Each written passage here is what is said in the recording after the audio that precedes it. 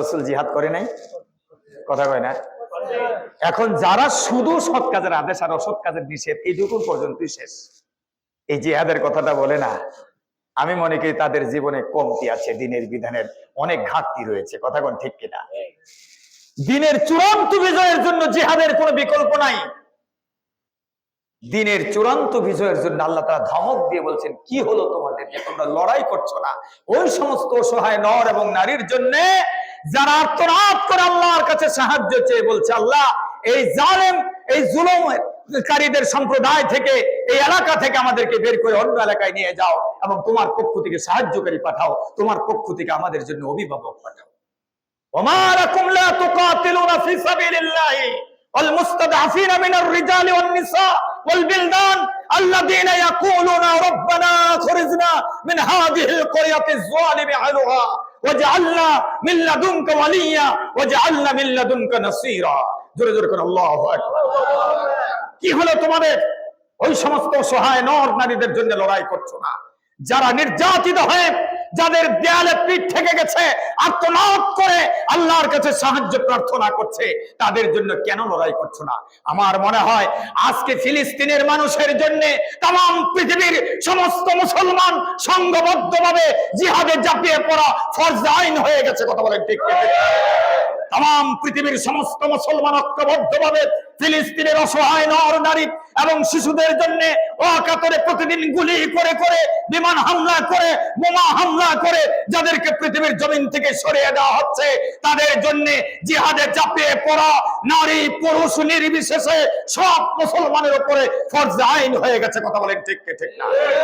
কাল কিয়ামতের ময়দানে অবশ্যই মুসলিম প্রধান দেশের রাষ্ট্রনায়কদেরকে আল্লাহর আদালতে কাঠগড়ায় দাঁড়াতে হবে।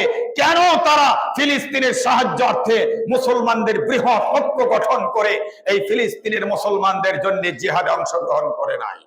আজকে যদি বাংলাদেশ থেকে সরকারের পক্ষ থেকে ঘোষণা করা হয়, আমার বিশ্বাস বাংলাদেশের মানুষ ঈমান উদ্দীপ্ত হয়ে ফিলিস্তিনের মুসলমানদের জন্য জিহাদে শরীক হওয়ার জন্য নাম লেখাতে পিছু পা হবে না এবং এই জিহাদে অংশগ্রহণ করার জন্য পিছপা হবে না।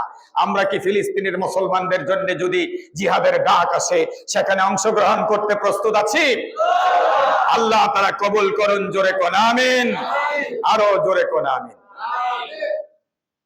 আমার ভাইয়েরা, কোরআন এবং সুন্নাহর আলোচনার পরে, আল্লাহর নবীর দাওয়াতের পরে কেউ যদি দিন গ্রহণ করে দিনের পথে সে নিজেকে সংশোধন করে নেয়, এটা তার জন্য উত্তম। অতএব বন্ধু, কোরআনের আলোচনা করার পরে, সুন্নাহ থেকে আলোচনা করার পরে কারো মনের মধ্যে যদি একটু খারাপ লাগে যে হুজুর মনে হয় আমাদের বিরুদ্ধে কয়, এমন আছে না? কথা বলেন নাকি? তাহলে বুঝবেন হুজুর আপনার বিরুদ্ধে নয়, আপনি দ্বীনের বিরুদ্ধে। আপনার অবস্থান আল্লাহর কোরআন এবং সুন্নাহর বিরুদ্ধে। অতএব এই মুহূর্তে তওবা করে আপনি ঈমান এনে কোরআন সুন্নাহর পক্ষে চলে আসা উচিত, নিজেকে ইসলাহ করা উচিত। আল্লাহ তাআলা বলেন, ফামান আমানা ওয়া আসলাহা। এই আলোচনা শোনার পরে যে ব্যক্তি ঈমান আনবে এবং নিজেকে সংশোধন করবে, ঈমান আনে এবং নিজেকে সংশোধন করে নেয়, ইসলাহ করে, নিজেকে সংস্কার করে, আল্লাহর পথে দ্বীনের পথে নিজেকে নিয়ে আসে, তাদের ব্যাপারে আল্লাহ বলেন, ফালা খাউফুন আলাইহিম ওয়ালা হুম ইয়াহজানুন। তাদের কোনো ভয় নাই, তাদের কোনো চিন্তার কারণ নাই, আল্লাহ তাদেরকে মাফ করে দিবেন। সুবহানাল্লাহ। আর আস্তে কোন সুবহানাল্লাহ। অতএব আমাদেরকে আল্লাহর পথে ফিরে আসা উচিত।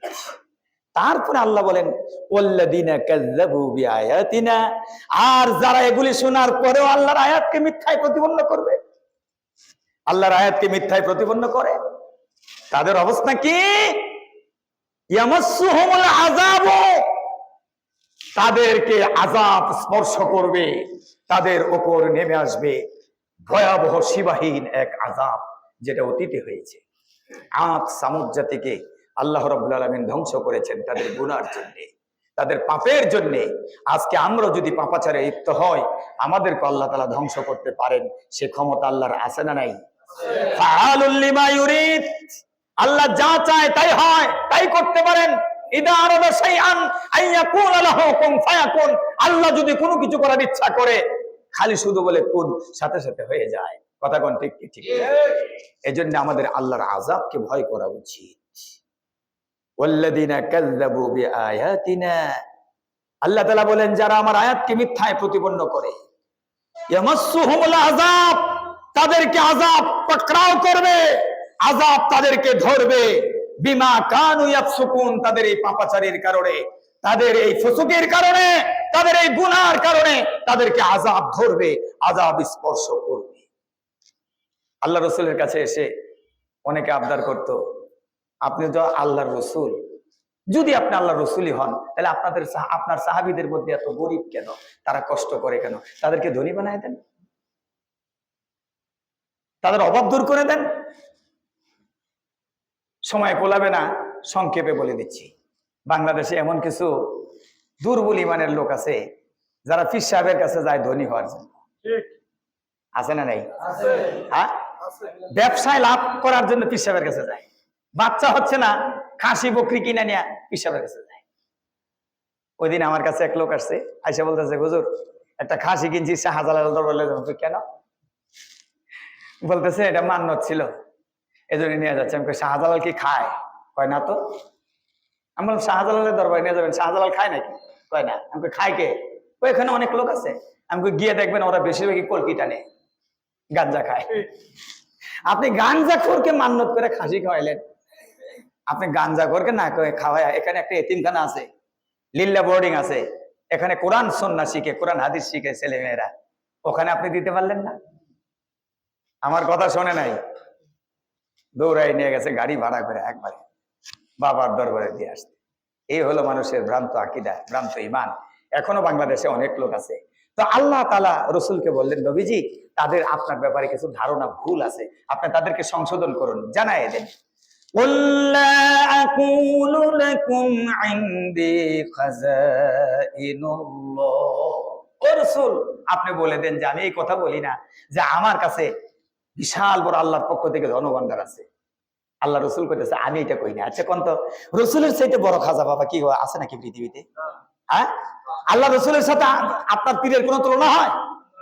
আল্লাহর নবীর সাহাবীরা যে ঘোড়া ব্যবহার করত, ঘোড়ার কদমে যে ধুলো উঠতো, ওই ধুলার সম পরিমাণ মর্যাদা পৃথিবীর কোন পীর আউলিয়ার হবে না। কথা বলেন ঠিক ঠিক?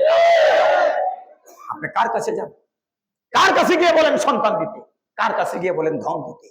যেখানে আল্লাহ বলছেন, ও রাসূল আপনি বলে দিন লা আকুলু লাকুম ইনদি খাযাইনুল্লাহ, আল্লাহর কোন ধনভাণ্ডারের মালিক আমি না, আমার কাছে কোনো ধনভাণ্ডার নাই।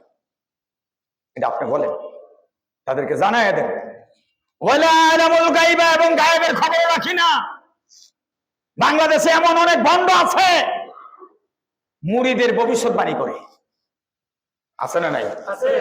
হ্যাঁ, এক লোক শোনা কথা, আল্লাহ মাফ করুন, এটা কোনো দলিল নাই, যে বাবার দরবার নাকি কলার ছড়ি নিয়ে গেছে, যাওয়ার সময় ভেড়ায় কলা খাই ফেলাইছে, এখন নিয়ে গেছে শুধু গাড়া। তো বাবা জিজ্ঞেস করছে, কিরে গাড়া খাই না, কলা কই? কয় বাবা ভেড়া হইয়া কলা খাইলা, এখন যে কলা কই? নাউযুবিল্লাহি মিন যালিক। এই হলো বাংলাদেশের অবস্থা। আল্লাহ তাআলা আমাদেরকে মাফ করুন। আল্লাহ যদি পাকড়াও করে আমরা কেউ বাঁচতে পারবো না। এই জন্য ঈমান আকীদাকে সহি শুদ্ধ করুন। আল্লাহ তাআলা আমাদেরকে ঈমান এবং আমল নিয়ে বেঁচে থাকার তৌফিক দিন। আমরা বলছি আমিন। হে রাসূল আপনি আরো বলে দিন, ওয়ালা আকুলু লাকুম ইন্নী মালাকুম, যে আমি এই কথাও বলি না যে আমি ফেরেশতা।